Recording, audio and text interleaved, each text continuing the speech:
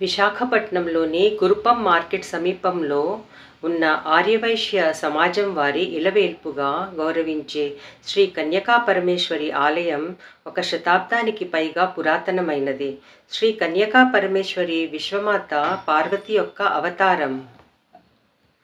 ఈ ఆలయాన్ని ఇక్కడ ఉన్న వ్యాపార వర్గాలు ప్రత్యేకంగా ఆదరిస్తారు. ఆమె అనుగ్రహం మరియు ఆశీర్వాదాలను కోరుకునే భక్తులు ఆమెని భక్తితో పూజిస్తారు. అమ్మవారిని పూజించడం వల్ల జీవితంలో శాంతి, శ్రేయస్సు మరియు సంతృప్తి లభిస్తాయని భక్తులు నమ్ముతారు. ఈ ఆలయం సాంప్రదాయ దక్షిణ భారత నిర్మాణ శైలులను ప్రదర్శిస్తుంది. ఈ ఆలయంలో నవరాత్రి, దుర్గాపూజ, కన్యాపూజ వంటి వివిధ పండుగలు ఎంతో బాగా జరుగుతాయి. ఈ ఉత్సవాల సమయంలో ఆలయ ప్రాంగణాన్ని రంగురంగుల అలంకరణలతో అలంకరిస్తారు మరియు ఎన్నో సాంస్కృతిక కార్యక్రమాలు నిర్వహిస్తారు.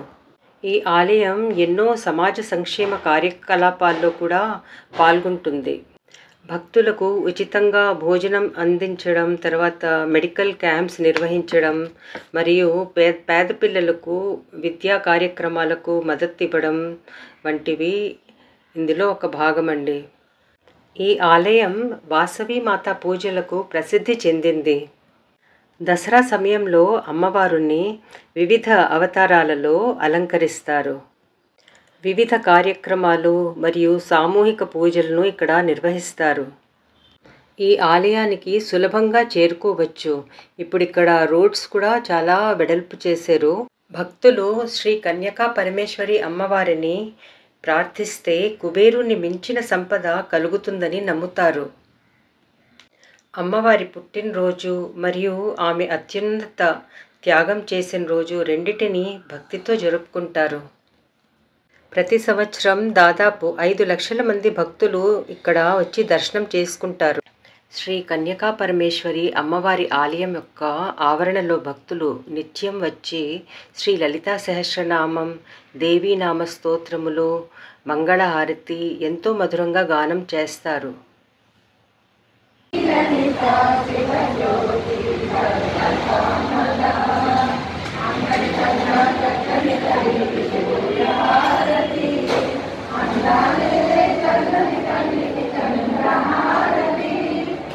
అమ్మవారి గర్భగుడి చుట్టూ ప్రదక్షిణ చేసే స్థలం అండి ఇది.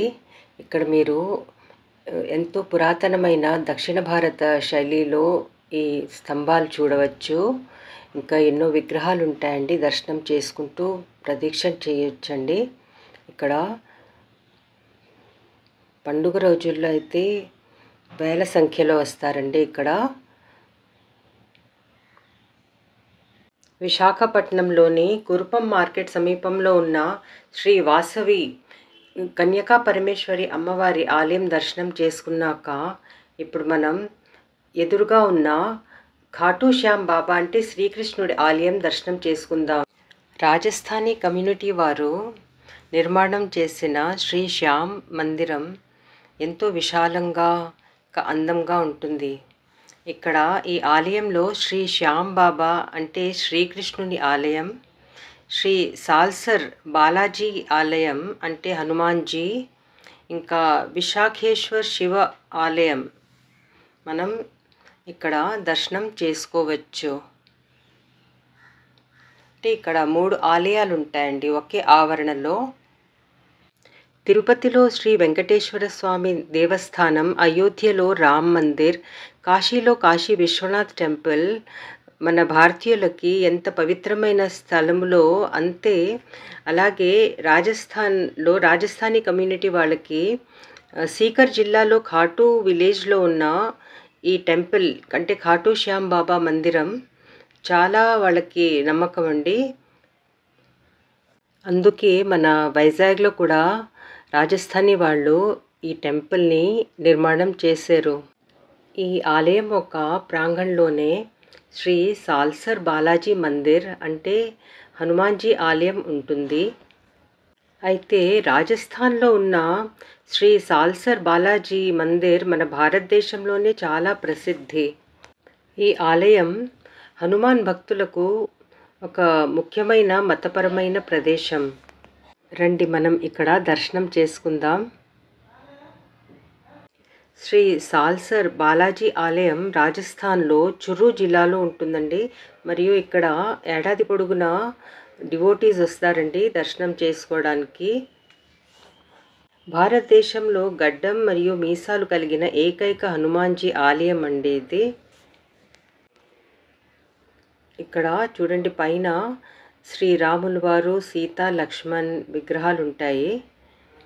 ఈ ఆలయంలో శివుణ్ణి విశాఖేశ్వర్ మహాదేవ్ రూపంలో ఆరాధిస్తారు. ఇక్కడ ప్రత్యేకత ఏమిటంటే భక్తులు శివుడిని ఇక్కడ లోపలికి వెళ్ళి గర్భగుడిలో నీటితో అభిషేకం చేయొచ్చు. ఓం శ్రీ శ్యామ్ దేవాయ నమః ఈ మంత్రం ఇక్కడ హిందీలో ఎర్రటి అక్షరాల్లో రాసి ఉందండి. భక్తులు ఈ విశాలమైన ఆలయం ఒక ప్రాంగణంలో ఈ మంత్రాన్ని స్తుతి చేసుకోవచ్చు. ఇక్కడ గోడలపై కృష్ణార్జునుల చిత్రపటాలు పెయింట్ చేసి ఉన్నాయండి.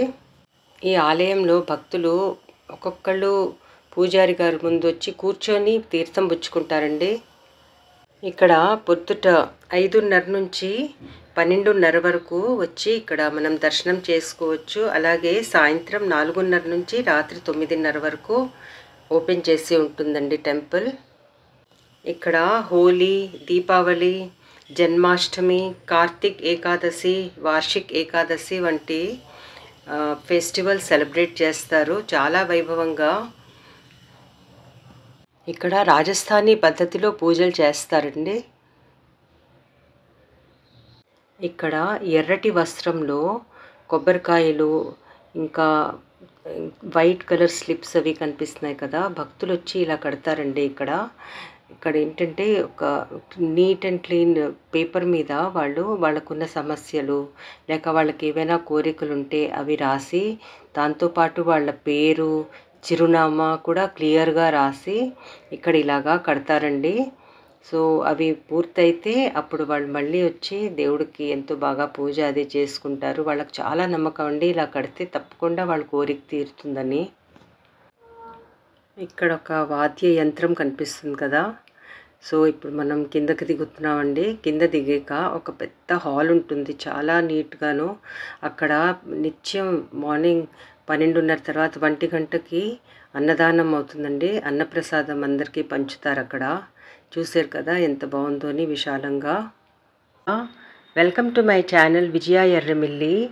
ఈరోజు మనం ఇసుక్కొండ విశాఖపట్నంలో ఉన్న శ్రీ సత్యనారాయణ స్వామి వారి దేవస్థానం విజిట్ చేద్దామండి.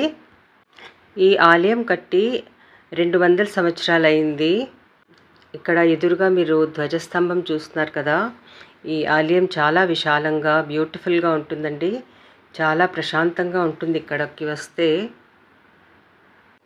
ఆలయంలో ప్రవేశించాక ముందుగా ఇక్కడ ఇలా విగ్రహాలు ఉంటాయండి. చాలా ప్రాచీనమైన విగ్రహాల్లో ఉన్నాయి చూస్తే. వీటికి పూజలు అవి కూడా జరిగాయండి. సో ఇవి దర్శనం చేసుకున్నాక మనం ఇప్పుడు మెయిన్ సింహద్వారంలోకి ఎంటర్ అవుతామండి. ఈ వే నుంచిను ఇక్కడ చాలా బాగా అంతా అరేంజ్ చేశారండి, రైలింగ్స్ అవి స్టీల్తో. సో ఇక్కడ చూడండి, బోర్డు చదివారు కదా, మెయిన్ ఎంట్రన్స్ అండి. ఇక్కడ లోపల వెళ్ళాలి ఇలాగా.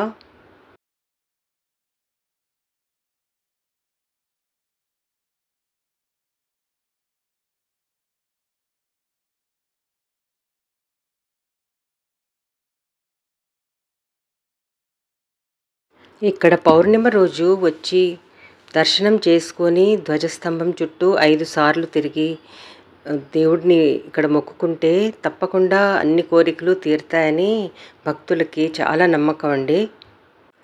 అందుకు ఇక్కడ ప్రతి పౌర్ణమికి భక్తులు చాలా భారీ సంఖ్యలో వస్తారండి. మార్నింగ్ 4 o'clock నుంచి చాలా రష్గా ఉంటుంది. ఇక్కడికి వస్తే మళ్ళీ అన్నవరంకి వచ్చినట్టుగా అనిపించింది. అండ్ ఇక్కడ ప్రసాదం కూడా అన్నవర స్వామి ప్రసాదంలాగే ఉంటుందండి. ఈ మధ్యకాలంలో ఇక్కడ చాలా డెవలప్ చేశారు. ఇక్కడ సత్యనారాయణ స్వామి వ్రతాలు కూడా అవుతూ ఉంటాయండి.